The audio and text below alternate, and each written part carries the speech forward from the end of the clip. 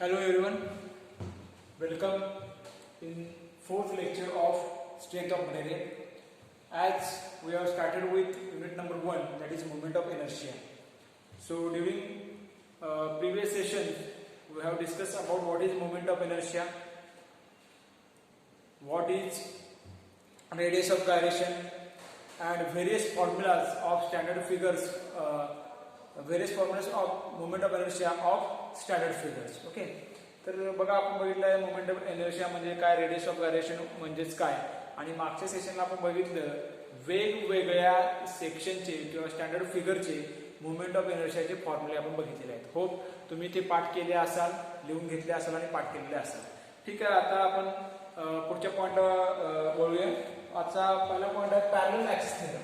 आज आपल्याला काय करायचं, पहिला जो आहे तो आहे पॅरलल ऍक्सिस थेरम आपल्याला डिस्कस करायचा आहे.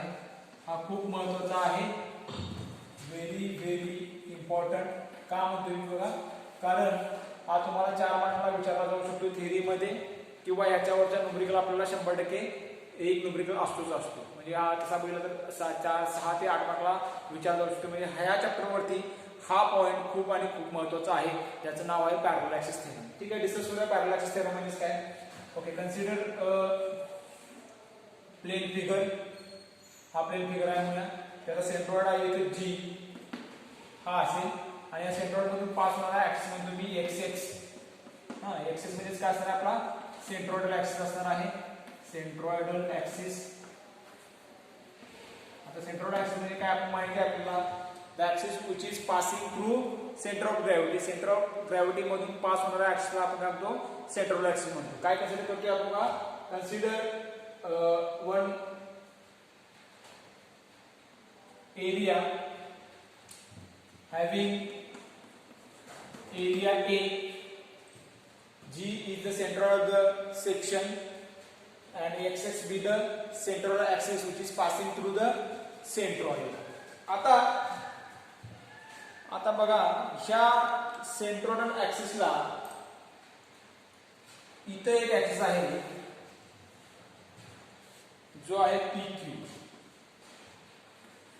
बघा मी काय म्हणलेलं आहे, एक ऍक्सिस मी कन्सिडर केला PQ which is parallel to centroidal axis XX.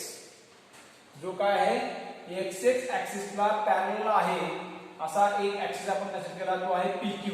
आणि या दोन ऍक्सिस मधले डिस्टन्स आहे त्याला म्हटलं मी H. बघा काय गोष्टी आपण कन्सिडर करतोय. One irregular lamina is considered having cross section area A or section area A, then G be the centroid of the section and XX be the central axis. Another we have considered another one axis, that is PQ, which is parallel to the central axis, that is XX. X axis ला काय तो PQ हा parallel आहे. आता parallel axis theorem काय सांगतो,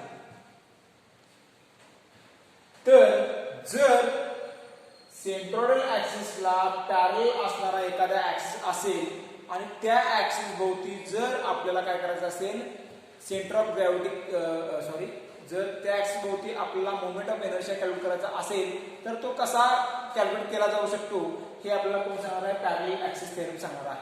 बघा मी आता काय म्हणतो, स्टेटमेंट सांगतो याचं. It state that the moment of inertia about an axis which is parallel to the central axis is given by, बघा म्हणजे काय, IPQ याचा अर्थ काय, moment of inertia about PQ axis. PQ axis कोण आहे, जो पॅरलल ऍक्सिस आहे तो. त्या ऍक्सिस भोवती जर आपल्याला मोमेंट ऑफ इनर्शिया कॅल्क्युलेट करायचा असेल तर तो कसा दिला जातो, तर तो दिला जातो IG प्लस AH². आता हे काय स्टेटमेंट आहे, हे स्टेटमेंट आपल्याला काय डिस्कस करायचं आहे. बघा G for centroidal, G for IG म्हणजे काय, moment of inertia about centroidal axis. मग सेंट्रॉइडल ऍक्सिस तुमचा काय असू शकतो, XX पण असू शकतो. आता ह्या केस मध्ये तो XX आहे, किंवा तो YY पण असू शकतो. बरोबर ना, आपण डिस्कस केले सेंट्रॉइडल ऍक्सिस काय दोन असतात, आडवा असेल तर XX, उभा असेल तर YY असेल. तर तो आय जी म्हणजे सेंट्रल ऍक्सिस तुझा एक्स एक्स असू शकेल किंवा वाय वाय असेल. तो कसा आहे ते त्यावर डिपेंड आहे. इथं ह्या केसमध्ये तो एक्स एक्स आहे. आता तुम्ही बघा आय पी क्यू म्हणजे काय, जो ऍक्सिस पॅरलल आहे तो कसा दिला जातो, आय जी म्हणजे काय, moment of inertia about centroidal axis plus A for area, H म्हणजे डिस्टन्स बिटवीन टू ऍक्सिस आणि त्याचा स्क्वेअर. आता according to this parallel axis theorem काय सांगतोय, the moment of inertia of a plane section about any axis parallel to the centroidal axis is equal to the moment of inertia of the section about centroidal axis plus product of area and square of distance between two axes. काय दिलंय बघा, काय म्हणतोय लक्ष द्या व्यवस्थित, खूप महत्वाचं आहे. जर असा एखादा ऍक्सिस असेल, तो ऍक्सिस काय आहे, सेंट्रल ऍक्सिसला जर पॅरलल असेल, इथे PQ आहे, तर त्या ऍक्सिस भोवतीचा मोमेंट ऑफ इनर्शिया कसा कॅल्क्युलेट केला जातो, पहिल्यांदा काय करायचं, दिलेल्या सेक्शनचा मोमेंट ऑफ इनर्शिया घ्यायचा कशा भोवती, सेंट्रल ऍक्सिस भोवती आयजी प्लस काय असणार आहे त्यामध्ये प्रोडक्ट आहे कोणाचा एरिया आणि स्क्वेअर कोणाचा करायचा आहे एच म्हणजे काय, डिस्टन्स बिटवीन टू ऍक्सिस. बघा मी काय म्हणतोय, moment of inertia about any axis parallel to the central axis is equal to moment of inertia about central axis of the section plus product of area and square of distance between the two parallel axes. आता इथे या केस मध्ये आपण काय करूया, discuss करूया काय काय आहे.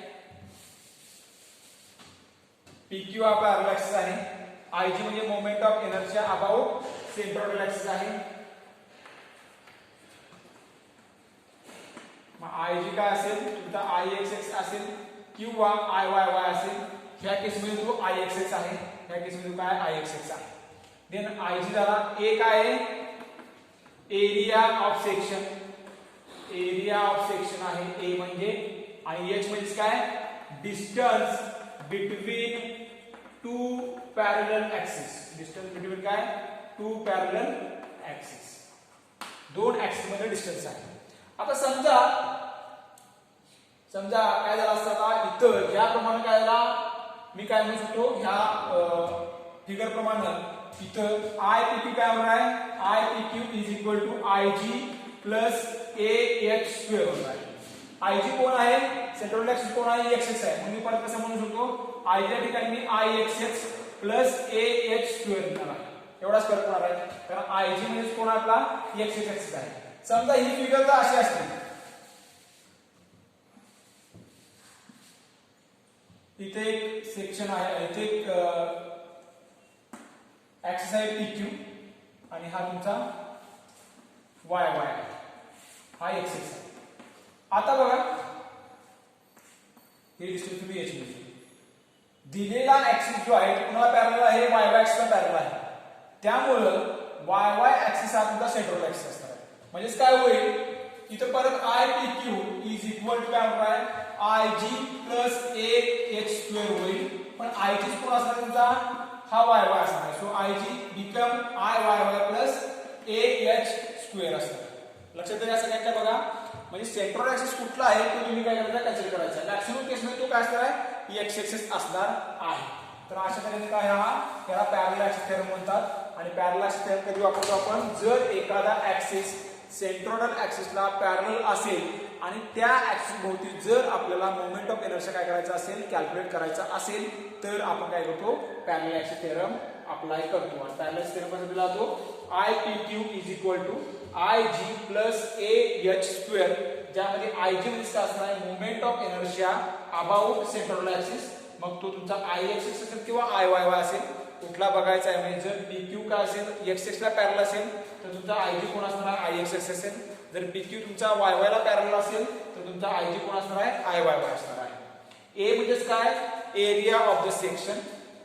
एच म्हणजेच काय, distance between to parallel axis, त्याला आपण एच म्हणतो. सो पॅरलल ऍक्सिस थेरम काय बघा, I P Q is equal to I G plus A H square. Okay. तर हा झाला पॅरलल ऍक्सिस थेरम, खूप महत्त्वाचा आहे. आता पॅरलल ऍक्सिस थेरम प्रमाणे एक दुसरा थेरम आहे ज्याला म्हटलेला असणार आहे काय, पॅरललच्या विरुद्ध कोण असणार, परपेंडिक्युलर असणार. दुसरा आहे तुमचा perpendicular axis theorem. Perpendicular axis theorem. आता परपेंडिक्युलर ऍक्सिस थेरम काय सांगतोय, स्टेट टॉपिक ते देखील बघू आपण.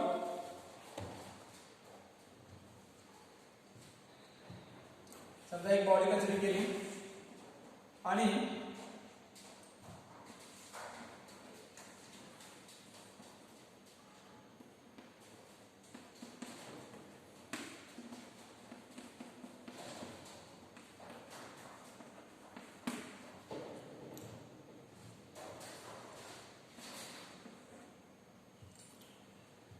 Ix is the moment of inertia about x-axis.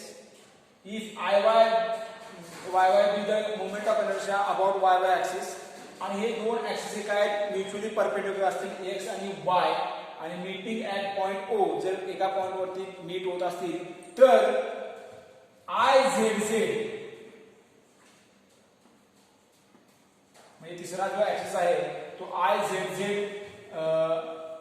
म्हणजे moment of inertia about third axis is given by Ixx plus Iy. हा simple आहे.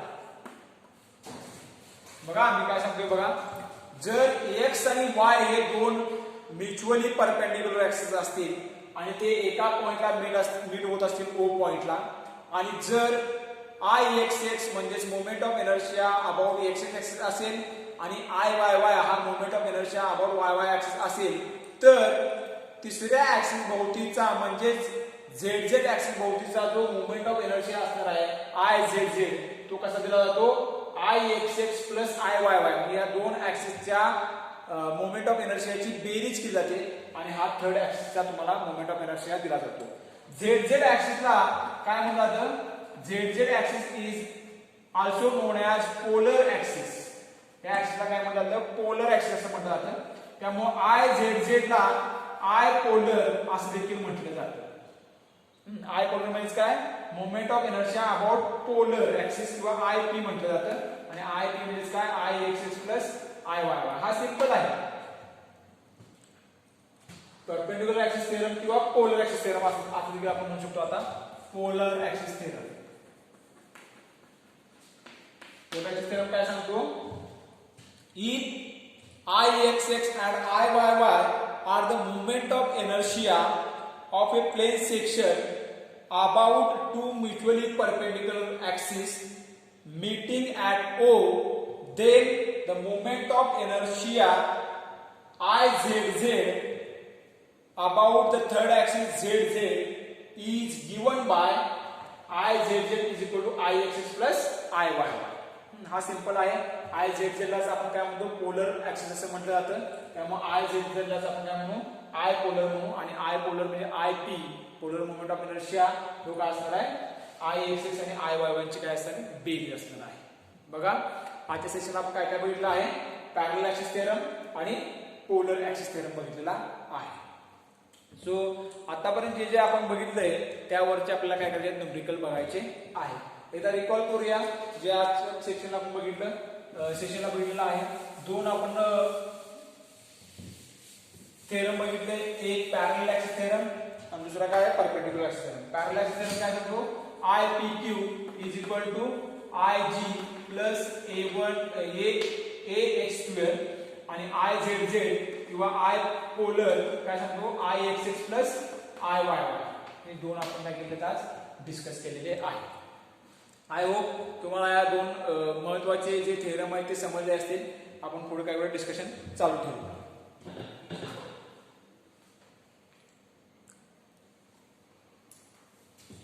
ठीक आहे, थोडे बेसिक न्यूमेरिकल आपल्याला बघायचे आहे. एकदा रिवाइज करतो मी. ह्या न्यूमेरिकल बघताना आपल्याला फॉर्म्युले कुठे कुठे मिळाले त्या चॅप्टरमध्ये ही सवय ठेवा. प्रत्येक चॅप्टर वाईज काय करायचे, फॉर्म्युले पेजवरती काय करायचे लिहायचे. एक पहिले नोटबुकचे तुम्ही 5-6 पेज जर रिकामे सोडले तर बरे होतील. म्हणजे त्यावरती काय करायचं आहे, प्रत्येक पेजवरती प्रत्येक चॅप्टर वाईज काय करता येईल तुम्हाला तिथं फॉर्म्युलेज काय करता लिहिता येतील आणि जेणेकरून ते आपल्याला पाठ करायला किंवा अभ्यास करण्यासाठी सोयीस्कर जातील. तर ह्या चॅप्टरमध्ये आपण बघितलं काय, मोमेंट ऑफ इनर्शिया म्हणजे आय ने डिनोट केला जातो, ज्याचं युनिट आहे मिलीमीटर रेस टू 4 किंवा सेंटीमीटर रेस टू 4 किंवा मीटर रेस टू 4 आहे. त्यानंतर आपण बघितलं काय, आय एक्स एक्स आणि आय वाय वाय असे दोन मोमेंट ऑफ इनर्शिया असतात किंवा आय झेड झेड असतात, तीन मोमेंट ऑफ इनर्शिया असू शकतात. आय एक्स एक्स म्हणजे moment of inertia about X X axis, moment of inertia about Y Y axis आणि moment of inertia about Z Z axis. त्यानंतर महत्त्वाचा मुद्दा आपण टाकाय के, रेडियस ऑफ गायरेशन कसं दिलं जातं, आय डिवाइडेड बाय एरिया दिला जातो. तुम्ही के एक्स एक्स म्हणला तर आय च्या ठिकाणी आय एक्स एक्स लिहा, के वाय वाय म्हणला तर आय च्या ठिकाणी आय वाय वाय लिहायचं आहे. So K is equal to radius of gyration हे बघितलेलं आहे. त्यानंतर आपण नंबर्स ऑफ फॉर्म्युले बघितले, ते तुम्हाला पाठ असणं गरजेचं आहे. जसं की रेक्टँग्युलर सेक्शन मध्ये bd cube by 12 db cube by 12, circular मध्ये pi by 64 into d raise to 4, असे बरेचसे फॉर्म्युले तुम्ही पाठ करणे गरजेचं आहे. त्यानंतर आपण बघितलं काय, पॅरलल ऍक्सिस थेरम बघितलं आहे.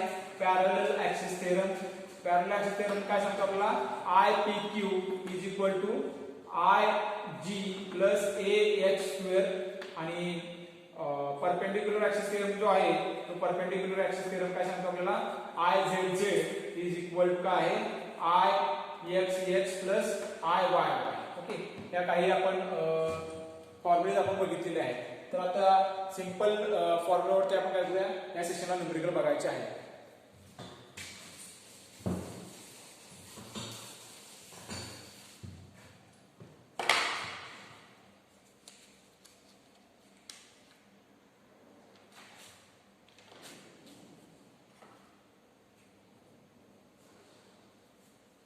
कॅल्क्युलेट, सिंपल न्यूमेरिकल घ्यायचे आपल्याला.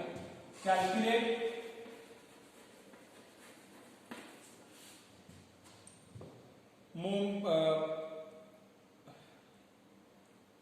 calculate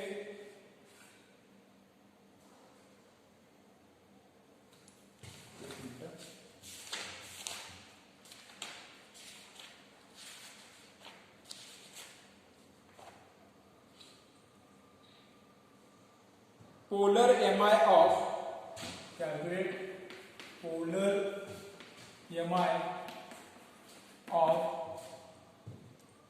square section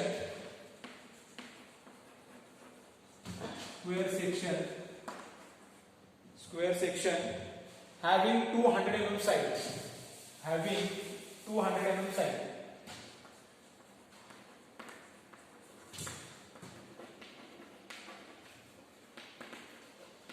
काय दिलेलं आहे आपल्याला, बेसिक न्यूमेरिकल आहे, सुरुवात केलेली आहे आपण. कॅल्क्युलेट करायचं आपल्याला काय, पोलर मोमेंट ऑफ इनर्शिया. आता पोलर म्हणजे काय, आय झेड झेड किंवा आय पी म्हणतो आपण त्याला. Polar moment of inertia of square section, कुणाचा, स्क्वेअर सेक्शनचा, हॅव्हिंग 200 mm साइड, ज्या स्क्वेअर सेक्शनची साइड ते 200 mm आहे.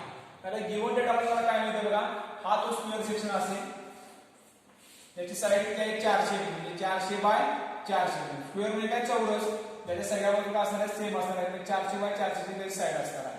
म्हणजे बी इज इक्वल टू काय असेल, 400 असेल आणि डी इज इक्वल टू काय असणार आहे, 400 असेल. म्हणजे गिव्हन डेट मध्ये तुम्हाला काय मिळेल, बी हा 400 आहे, 400 mm चा आहे आणि डी देखील किती आहे, 400 mm चा आहे. साइड म्हणला तर तुम्ही एकच साइड बी कन्सिडर करू शकता. मी बी आणि डी काय कन्सिडर केले, कारण आपल्याला काय रेक्टँग्युलरचा फॉर्म्युला आहे, तुम्ही स्क्वेअरचा फॉर्म्युला देखील अप्लाय करू शकता. बी 400 mm आहे, डी 400 mm आहे.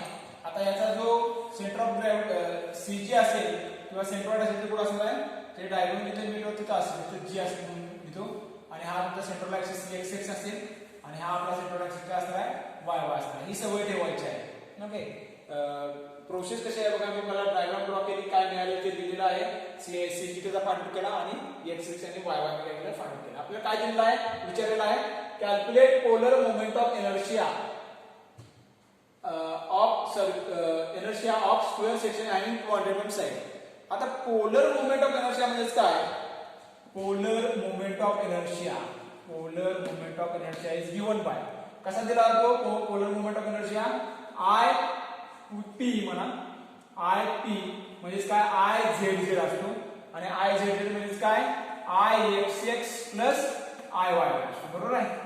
आय एक्स एक्स आणि आय वाय जर बेरीज केली तर येणारा जो आपल्याला व्हॅल्यू मिळेल किंवा मोमेंट ऑफ इनर्शिया मिळेल तो म्हणजे काय असणार आहे, झेड झेड ऍक्सिस भोवतीचा मोमेंट ऑफ इनर्शिया असणार आहे आणि त्यालाच आपण काय म्हणतो, पोलर मोमेंट ऑफ इनर्शिया म्हणतो. म्हणजे आता आपल्याला आय एक्स एक्स आणि आय वाय फाइंड आउट केलं पाहिजे. आता आय एक्स एक्स म्हणजे काय, moment of inertia about axis axis कुणाचा, या स्क्वेअर सेक्शनचा. स्क्वेअर सेक्शन म्हणजे काय, तुम्ही रेक्टँगल सेक्शन कन्सिडर करू शकता बी आणि डी च्या केसमध्ये केलं तर. मग आपल्याला रेक्टँगुलर सेक्शनचा मोमेंट ऑफ इनर्शिया माहिती आहे, आय एक्स एक्स असतो बी डी क्यू बाय 12 असतो, बरोबर आहे. इथे बी आणि डी काय सेमच आहे, बी डी क्यू बाय 12 असतो. बी किती आहे, 400 आहे, 400 इंटू बी किती आहे, 400 आहे, 400 raise to 3 cube divide by 12 असतो. आता हा तुम्हाला काय करता येईल, सोडवता येईल. हा जर कॅल्क्युलेट करून बघितला तर याचं जे उत्तर आहे ते येतंय 1.33 into 8 10⁸ 1.33 into 10⁸. आता याचा आपल्याला युनिट द्यायला पाहिजे. युनिट काय असणार आहे, बी कशामध्ये आहे, एमएम मध्ये आहे, डी कशामध्ये एमएम मध्ये आहे, तर याचे युनिट काय असणार आहे, mm⁴ असणार. लक्षात ठेवा बघा सगळ्यांच्या. तसंच त्या प्रकारे आपण I Y Y find out करूया. आय वाय वायच्या केसमध्ये काय असणार आहे, इथे बी डी क्यू बाय 12 आहे, तर इथे काय असणार आहे, डी बी क्यू बाय 12 असणार आहे. डी किती आहे तुमचा, 400 आहे. सेमच आन्सर येईल कारण सेमच काय व्हॅल्यू आहे सगळ्या. 1.33 into 10⁸ मिलीमीटर रेस टू 4 असणार. ओके, आय एक्स मिळाला, आय वाय मिळाला. ह्या फॉर्म्युलाला आपण काय करू शकतो, आय पी कॅल्क्युलेट करू शकतो. आय पी किंवा I Z Z is equal काय, I X X plus I Y Y आहे. थोडंसं फास्ट घेतोय कारण सिंपल आहे. 1.33 into 10⁸ 1.33 into 10⁸ प्लस 1.33 into 10⁸. याची बेरीज केली तर आपल्याला काय मिळणार आहे, 2.66 into 10⁸ मिलीमीटर रेस टू 4. हा काय मिळेल तुमचा आय पोलर मिळणार आहे. हे आपले आन्सर असणार आहे. फायनल आन्सर आपला आय पोलर काय असेल, 2.66 into 10⁸. सिंपल आहे. काय केलं, फक्त आपण एक सेक्शन ड्रॉ केला, स्क्वेअर सेक्शन. बी त्याचा 400 आहे, डी 400 आहे आणि आय एक्सिस आय वाय आपल्याला माहिती आहे.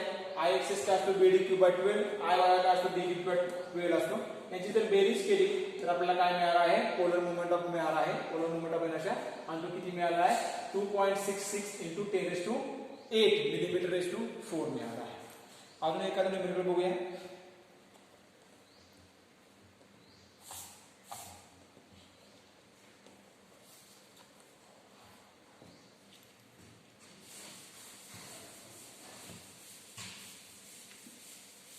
प्रॅक्टिस करणं महत्वाचं आहे. तुम्ही जितकी प्रॅक्टिस कराल तितकं ते सोपं जाईल तुम्हाला.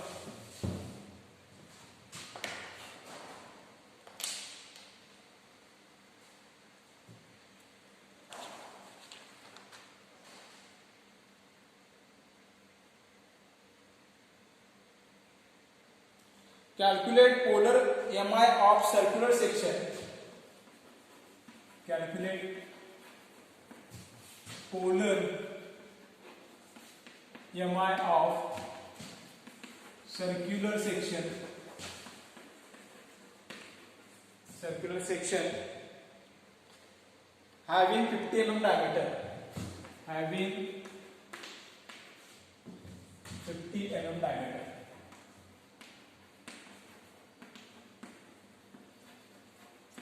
काय दिलंय बघा, पोलर मोमेंट ऑफ इनर्शिया आपल्याला कॅल्क्युलेट करायचा आहे. माझा सर्क्युलर क्रॉस सेक्शन असणारा सेक्शनचा, सर्क्युलर सेक्शन असणारा ज्याचा डायमीटर किती आहे, 50 mm आहे. हा सेक्शन असेल म्हणूया. हा काय असेल तुझा, सेंटर ऑफ ग्रॅव्हिटी असणार आहे. हा एक सेंटर ऑफ ऍक्सिस आडवा किंवा हॉरिझॉन्टल त्याला एक्स एक्स म्हणू आपण आणि व्हर्टिकल त्याला वाय वाय म्हणू. आणि इथं तुमचा जो डायमीटर आहे तो किती दिलेला आहे, 50 mm दिलेला आहे. म्हणजे आपल्या इथून काय मिळेल, गिवन डेटामध्ये आपल्याला डायमीटर मिळाला आहे किती आहे, 50 mm आहे. पोलर मोमेंट ऑफ एनर्जी आपल्याला कॅल्क्युलेट करायचा आहे. परत आपण मागच्या न्यूमेरिकल मध्ये बघितलं, पोलर मोमेंट ऑफ एनर्जी म्हणजे काय, आय पी काय असतो, आय झेड झेड असतो आणि तो काय असतो, I X X plus I Y Y असतो. बरोबर आहे. आता इन सर्क्युलर सेक्शनच्या केसमध्ये आपल्याला माहिती आहे काय, I X X is equal to I Y Y. I X आणि आय वाय दोन्ही सेम आहे. तिथे काय असतो सर्क्युलर सेक्शन केसमध्ये pi by 64 into D raise to 4 असतो. बरोबर आहे.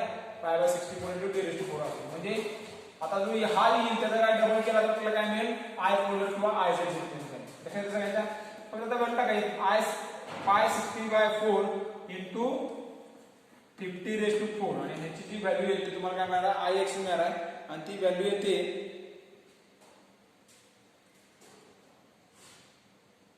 तो डायरेक्टली लिहूया आपण बेरीज करूया.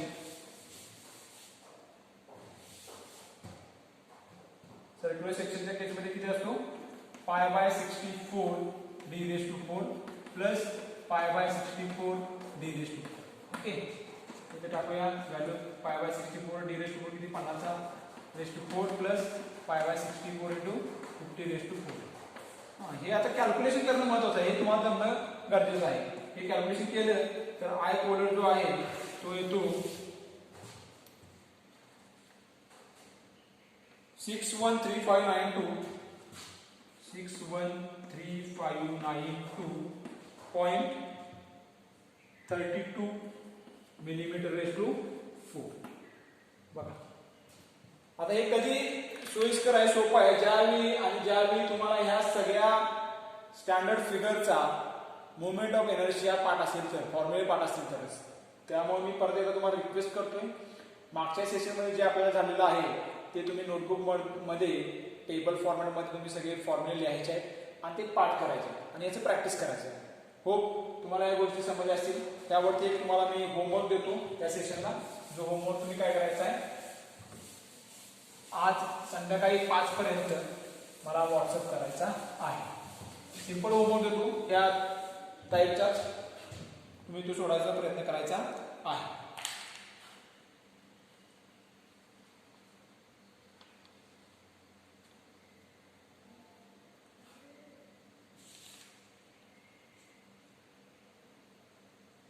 Calculate polar moment of inertia of circular section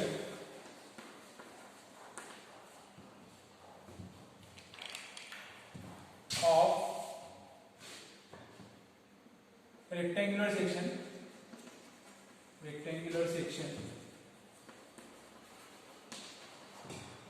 having dimensions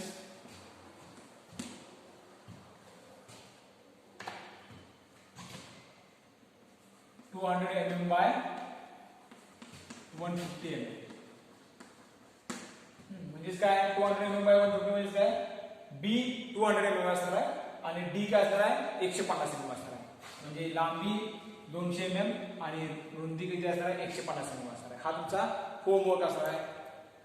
Calculate polar moment of inertia of rectangular section having dimensions 200 mm by 150 mm. हो तुम्हाला आजचा सेशन समजला असेल. जर का तिथे क्वेरी असेल तर तुम्ही डायरेक्टली मला विचारू शकता. सो आजच्या सेशनला आपण इथे थांबूया. More discussion in next session. Thank you.